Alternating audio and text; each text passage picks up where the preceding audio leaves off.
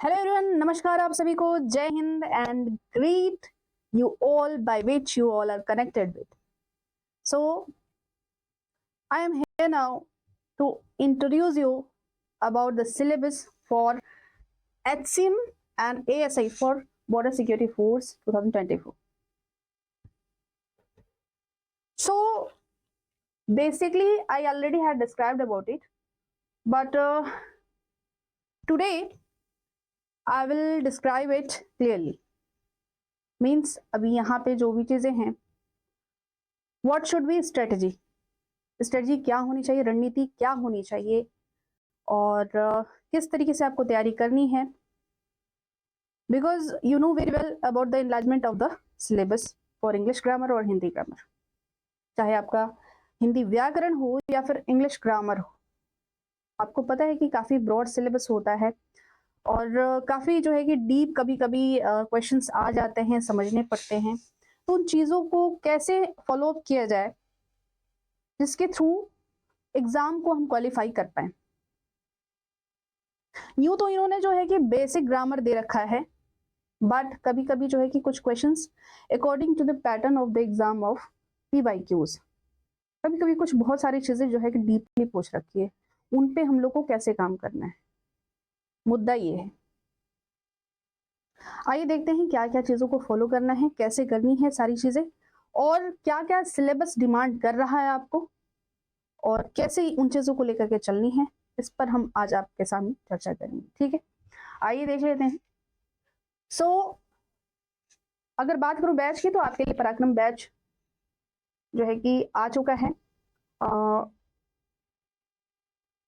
Price की बात करें तो 199 प्राइस है इनके लिए, और अगर आपको कोई भी क्वेरी करनी है तो आप हेल्पलाइन नंबर 7217246711 पे कांटेक्ट कर सकते हैं, ठीक है।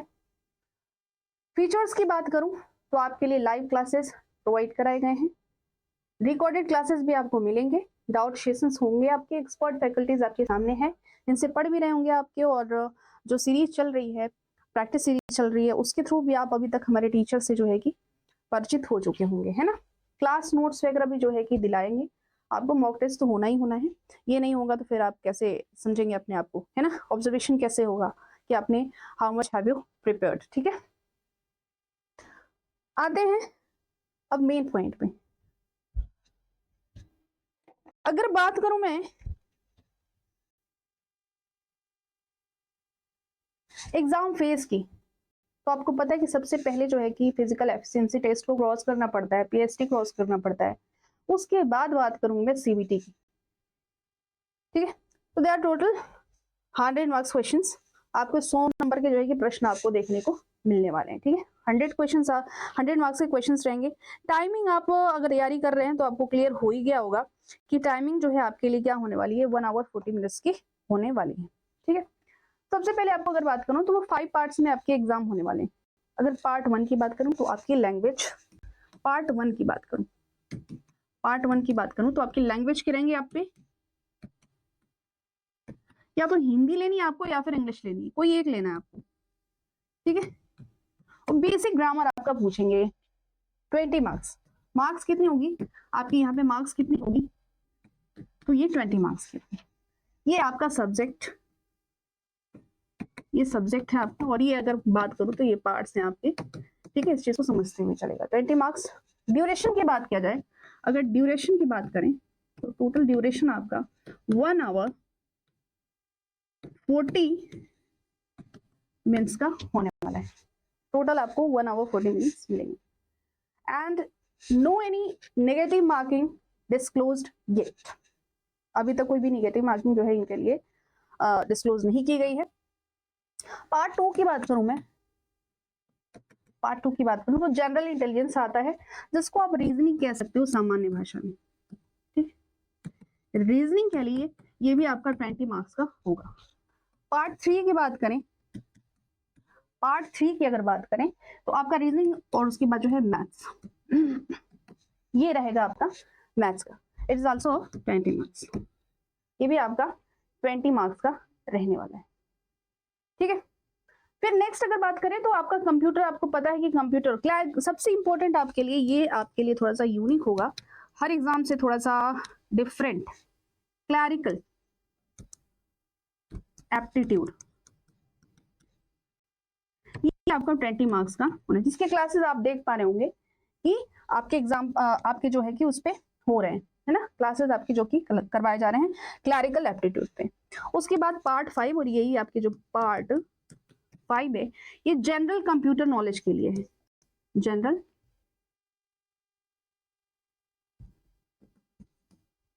कंप्यूटर नॉलेज के लिए।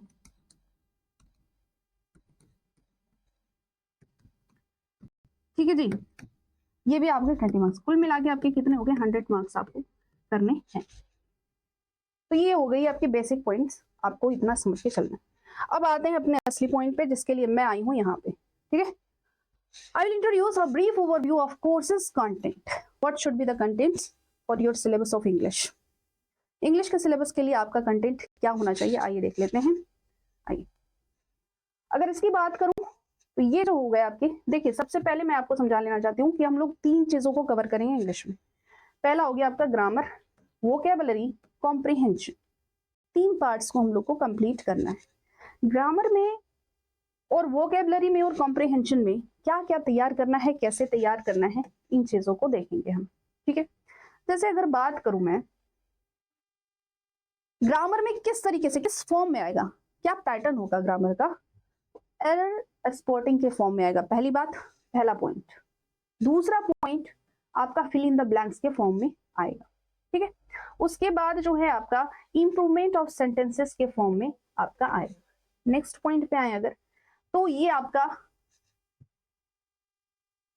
पॉइंट है, चौथा पॉइंट शफलिंग ऑफ सेंटेंसेस के पार्ट्स में आएगा आपका, ये 5 पॉइंट्स ले लीजिए। तो ये जो है 5 पॉइंट्स जो है ग्रामेटिकल पोर्शन से आएंगे, और जितना आपका ग्रामर है, ग्रामर जो पूछे जाएंगे, जो बेसिक ग्रामर है, मैं बताऊंगी कि ग्रामर में क्या क्या पूछ सकते हैं, वो इस फॉर्म में, ये पैटर्न में आपके एग्जाम होने वाले हैं ग्रामर के लिए। बात करूं अगर वोकेब पोर्शन की, वोकेबलरी की बात करूं अगर मैं, तो ये हो जाते हैं आपके वी, यानी कि सिनोनिम्स आएंगे, होमोनिम्स आ सकते हैं, एंटोनिम्स आ सकते हैं, स्पेलिंग चेक आ सकता है आपका, इडियम्स और फ्रेजेस आ सकते हैं, वन वर्ड सब्स्टिट्यूशन आपके आ सकते हैं, और ये बहुत ज्यादा इंपॉर्टेंट पार्ट है। तो 5 6 पार्ट आपके ये हो गए वोके वाले portion, it is most prominent part of the syllabus. ठीक है जी, ये हो गए आपके। नेक्स्ट कॉम्प्रिहेंशन की बात करें तो आपके क्लोज टेस्ट, कॉम्प्रिहेंशन, पैसेज और मिसलेनियस में कह सकते हो, तो आपका फिल इन द ब्लैंक्स के फॉर्म में अदर टाइप के क्वेश्चंस जो है आपके पूछे जा सकते हैं। ठीक है, ये भी आप शामिल कर सकते हैं, ग्रामर और वोकेब का पोर्शन जो है इसमें आप शामिल कर सकते हो, है ना। बाकी जो क्लोज टेस्ट है, कॉम्प्रिहेंशन, पैसेज है, और PQRS के फॉर्म में जो है ये भी आपका कॉम्प्रिहेंशन में ही आएगा। तो ये इस तरीके से हमको तैयार करके चलना है। मैंने अभी भी बताया कि कौन सी चीजें ग्रामर, वोकेब और कॉम्प्रिहेंशन में आएगी, यही चीज मैं यहाँ पे डिस्क्राइब कर चुकी हूँ। और ग्रामर में हम लोग क्या क्या देखने वाले हैं, ग्रामर में हम लोग क्या क्या देखने वाले हैं, तो noun, pronoun, verb, adjective, adverb, tenses, subject, verb, agreement, article, prepositions, conjunctions, conditional sentences, question tag. किसी ने कल पूछा था, मैंने कल देखा वीडियो, क्वेश्चन टैग्स किसी को कहते हैं, तो क्वेश्चन टैग भैया जैसे पूछा जाता है ना, वह बाजार जा रहा है, क्या वह जा रहा है, तो जो क्या वह जा रहा है दैट इज क्वेश्चन टैग। अब ये निगेटिव फॉर्म में भी हो सकता है, वह बाजार नहीं जा रहा है, क्या वह बाजार, जैसे ऐसे बोल दिया ना, क्या वह बाजार जा रहा है, क्या नहीं जा रहा है। तो इसमें जो है ना कि एक वर्ब होता है, ठीक है, हेल्पिंग वर्ब रहेगा, और एक का जो है कि आपका क्या रहेगा, सब्जेक्ट रहेगा। इसमें जो है कि यही इंपॉर्टेंट होता है। तो क्वेश्चन टैग में बताऊंगी, और इसके कुछ रूल्स होते हैं, उसको हम लोग 1 बाय 1 करके पढ़ेंगे। ठीक है, वॉइस, नरेशन, इन्वर्जन, पैरेललिज्म, इसके बारे में भी हम लोग जो है डिस्क्राइब करेंगे, देखेंगे क्या है इसमें। ठीक है, वोकेब पोर्शन की बात करूं तो भैया इसको तैयार करने का तरीका मैं बता दूं, तो प्रतिदिन आप नियम बांध लीजिए, हर दिन का नियम बांध लो, 20 to 25 पर डे। और स्टार्ट कैसे करनी है आपको, मैं अपने क्लास में भी बता चुकी हूँ, कि इडियम फ्रेजेस जो है कि end of the class I will provide you. ठीक है, हर दिन जो है कि आपको लगभग 10 से 15 क्वेश्चन आपको इडियम फ्रेजेस इस तरीके से याद करते जाइएगा, 1 बाय 1 करके, वो तैयार होता चलेगा। ठीक है, वन वर्ड सब्स्टिट्यूशन से इक्वली जो है इंपॉर्टेंट है ना, बराबरी में जो है कि इंपॉर्टेंट है। स्पेलिंग टेस्ट पे में खूब ढेर सारा प्रैक्टिस किया जाएगा। ठीक है, एग्जाम आने दीजिए, और उसके 1 महीने पहले जो है कि प्रैक्टिस सेट आपका स्टार्ट करवा दूंगी। वो के स्पेशली वो के क्वेश्चन के लिए, ठीक है। सिनोनिम्स, होमोनिम्स और एंटोनिम्स भी वही डिमांड करता है, प्रैक्टिस डिमांड करता है। कुल मिला के अगर मैं बात करूँ, प्रैक्टिस तो हर चीज डिमांड करता है, लेकिन स्पेशली मैथ्स और इंग्लिश ग्रामर और हिंदी ग्रामर की बात करूँ तो ये प्रैक्टिस पर डिपेंड करता है। वो उतना ही आता है जितना हम प्रैक्टिस करना शुरू करते हैं। बाकी तो चीजें स्टैटिक फॉर्म में हो सकती हैं, हम लर्न कर सकते हैं चीजों को, लेकिन ये जो चीजें हैं ना, ये जो चीजें हैं इनको हमको थोड़ा सा प्रैक्टिस की आवश्यकता होती है, प्रैक्टिस करनी पड़ती है हमको। तो ये चीजें समझ में आई आपको, वोकैबुलरी हो गया। कॉम्प्रिहेंशन में अभी अभी मैंने आपको जिक्र किया, बताया कि अनसीन पैसेज, क्लोज टेस्ट और सेंटेंस रीअरेंजमेंट, क्योंकि मतलब जंबल्ड ऑर्डर में रहेगा, आपको क्या करना रहेगा, उसको अनस्क्रैम्बल करना होता है, उसको सही से लगाना होता है वाक्यों को कि भैया पहला कौन सा वाक्य, पहले कौन से स्टेटमेंट बोले गए हैं, फिर उसके बाद कौन से स्टेटमेंट बोले गए, फिर उसके बाद कौन से बोले गए, ठीक है। ये होता है रीअरेंजमेंट। आफ्टर दिस, और अगर मैं बात करूं क्लोज टेस्ट की, तो ये हो गया आपका क्लोज टेस्ट। क्लोज टेस्ट कैसे आते हैं, यही सबसे ज्यादा इंपॉर्टेंट है। बहुत ज्यादा क्वेश्चंस देखे जा रहे हैं, जो ट्रेंड पीवाईक्यूज पैटर्न आपके चल रहे हैं उसके हिसाब से मुझे लगता है कि क्लोज टेस्ट बहुत जो है कि धमाकेदार तरीके से पूछा जा रहा है आपको, फिल इन द ब्लैंक्स के फॉर्म में ज्यादातर पूछा जा रहा है ना। तो सबसे ज्यादा अच्छी पकड़ किस पे होनी चाहिए, आपके पास गुड ग्रिप किस पे होनी चाहिए, सेंटेंस स्ट्रक्चर पे आपको आना चाहिए बखूबी।